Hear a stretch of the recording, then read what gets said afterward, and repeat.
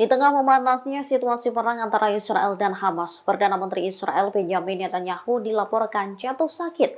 Tak hanya Netanyahu, sejumlah staf yang bertugas di kantor parlemen Israel juga terkena flu berat sejak akhir minggu ini. Informasi ini mencuat setelah media lokal mengungkap bahwa Netanyahu sedang mendapatkan perawatan. Dikutip dari tribunnews.com, PM dirawat karena penyakit influenza yang dideritanya. Dikarenakan sakit, Netanyahu telah membatalkan seluruh agenda dan jadwal kunjungan penting, termasuk 2 pertemuan tatap muka yang diadakan pada Minggu 3 Maret dan Senin 4 Maret 2024 guna membahas persiapan invasi selama Ramadan. Banyak pihak menilai bahwa isu sakitnya PM Netanyahu karena pimpinan tertinggi di Israel ini tengah berusaha menghindari diskusi. Diskusi yang dimaksud mengenai rencana keamanan di Temple Mount atau Kompleks Masjid Al-Aqsa selama Ramadan 2024.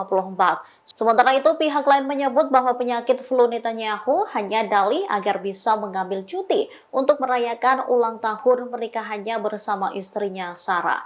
Merespon munculnya isu miring terkait kesehatan PM Benjamin Netanyahu, kantor parlemen Israel akhirnya buka suara.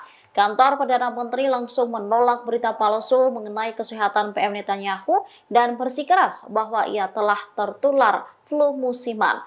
Meski harus rehat, tapi Netanyahu akan terus menjalankan tugasnya dan memimpin perang. Download Tribun X sekarang, menghadirkan lokal menjadi Indonesia.